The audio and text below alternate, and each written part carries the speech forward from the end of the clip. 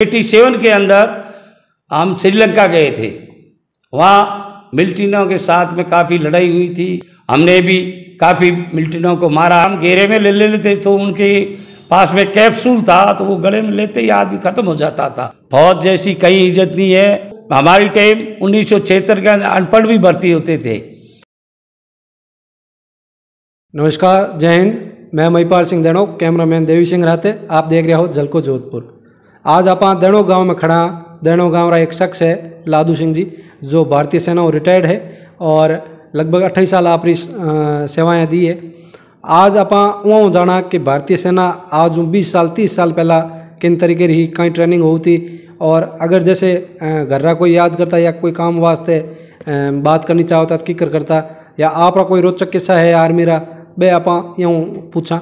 और भारतीय सेना रो नाम लेते हैं आदमी रा रोंगटा खड़ा होना चाहिए कि भारतीय सेना आज बॉर्डर मात खड़ी है आपा लोगों वास्ते। आप और हमारे जरा जो भी युवा है उन्होंने भारतीय सेना रा जो जवान है वो सीखना चाहिए। और अबे जैसे आज अग्निवीर जो योजना है उन पैटर्न हर युवा ने आगे आना चाहिए और आर्मी ने भर्ती होना चाहिए, देश की सेवा करनी चाहिए। हालांकि देश सेवा वास्ते और भी तरीका है, लेकिन भारतीय सेना एक बार आप अगर जुड़ो तो आपने अनुशासन है और एकता है, इन सब चीज़ों रो थोड़ा सो ध्यान हुई। नमस्कार, जय हिंद। जय हिंद। हमारा जो दर्शक है उन्हें आप पहला आप परिचय दे रहे हो।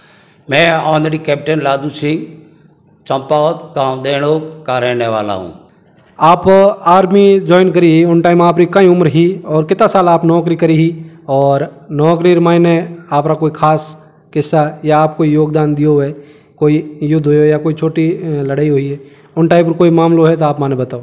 मैं 1976 में भर्ती हुआ था। मैं 17 साल का था और राजदीप के अंदर भर्ती हुआ और मैं ट्रेनिंग दिल्ली के अंदर निकाली और 9 महीने ट्रेनिंग करके, और मैं पहली पोस्टिंग मेरी फैज़ाबाद जहाँ वहाँ हुई थी। उसके बाद मैं अरुणाचल प्रदेश में गया था और मैं गेम में रुचि रखता था, खास करके क्रॉस कंट्री के अंदर।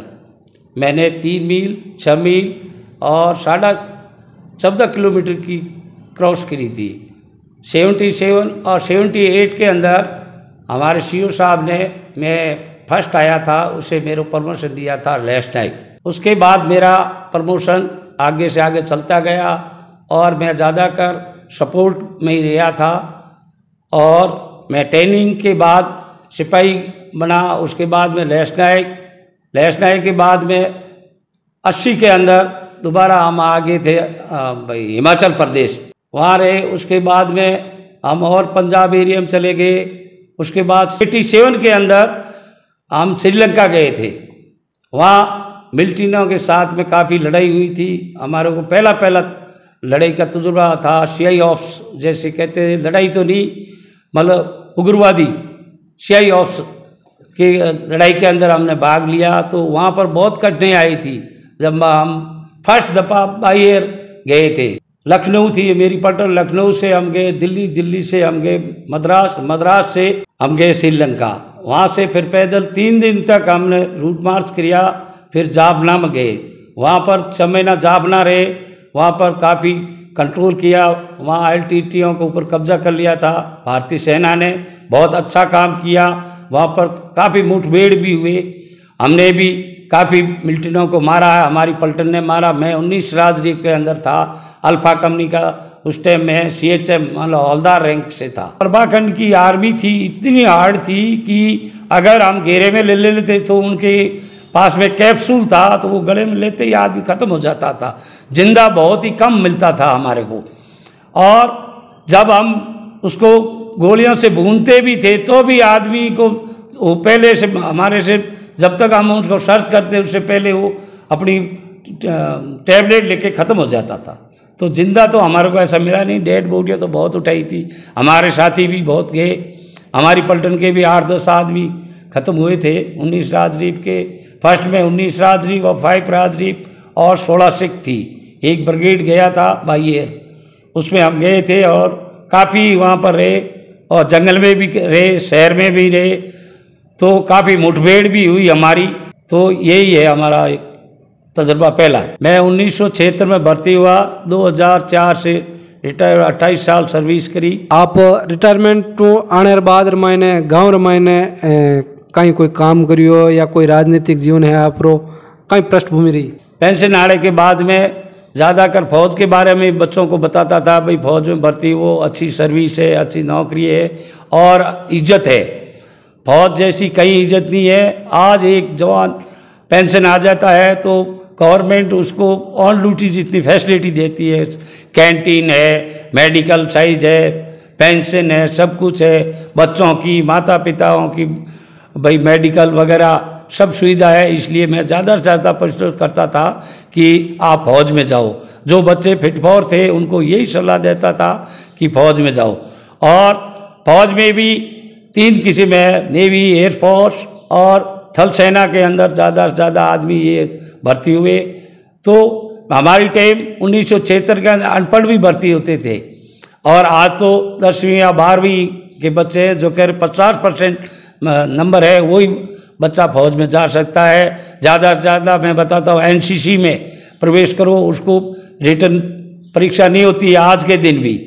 जो एनसीसी ज्वाइन करता है उसको बहुत फायदे है, सिविल में भी है और आर्मी के अंदर भी है। और आप री जो ट्रेनिंग हुई वह ट्रेनिंग और आज री जो ट्रेनिंग है हाल ही री बिन में कितो कहीं फ़र्क है?